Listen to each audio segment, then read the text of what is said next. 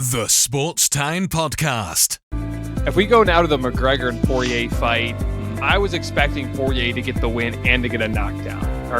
Technically, he got the knockout, but a lot of people would say, well, McGregor broke his leg.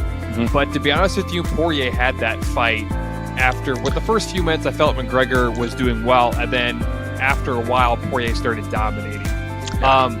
Do you think if McGregor doesn't break his leg, Poirier gets a knockout in the second round again? I'm not so sure. I just think that, when you look at the stats, JJ, Poirier landed in that fight about 5.6 significant strikes per minute compared to McGregor's 5.3. So it wasn't that different of a margin as far as who was getting the significant strikes. Now, it could be the judges in McGregor's favor, or you know what I'm saying? You know how the UFC is. But, I really think that if he had not broken his leg, they possibly could have made it into the next round and McGregor could have had a chance, but we'll never know.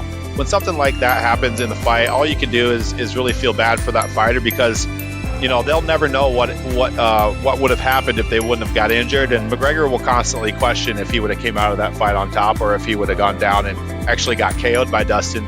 Worst case scenario is Connor McGregor gets knocked out again. So I think Connor lucked out in this regard, but not as far as his ankle, though. We're just lucky that he didn't have any nerve damage. It looks like he was moving his toes afterward.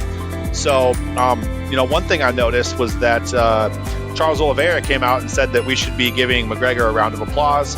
Now, we all know what McGregor said after the fight about Dustin's wife, and that was kind of frowned upon. But at the same time, McGregor having all that money that he does, he didn't have to go out and fight Poirier for a third time. In fact, I think he knew coming into that fight that he was going to be outmatched just a little bit. And, McGregor's confidence always carries him into victory. But I think this time around, Poirier was ready.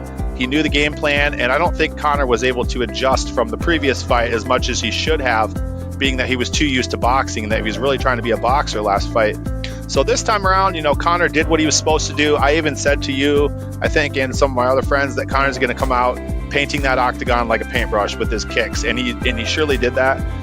He was giving Poirier a little bit of trouble in the first couple, 30 seconds of the first round, but after that, Poirier made his adjustments and was able to start landing counters at the same time as Connor was going in. So the great thing that people have not been talking about in this fight is that Poirier was able to telegraph McGregor's timing, which nobody has been able to do that other than maybe a Chad Mendes in the second round. So Dustin Poirier is going to be a dangerous opponent for whoever he's facing, and I even have him winning Oliveira matchup right now.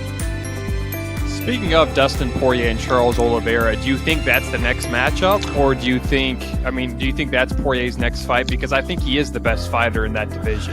I think at this point it has to happen. If you beat Connor McGregor twice, no matter the timeline, I think you deserve a shot at an elite champion like Oliveira.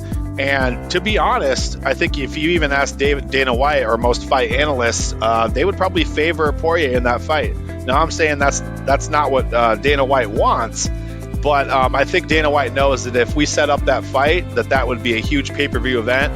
So expect a huge card if they put that card together, because that's going to be a huge fight, and there's going to be a lot of good fights associated with that card. Thanks for listening to the Sports Town Podcast, or the STP Pod for short. You can find us on Spotify, Apple Podcasts, YouTube, and much more. Also, follow us on Instagram, Facebook, and Twitter at Sports Town Podcast. If you want to check out more videos of the Sports Town Podcast, click on the right.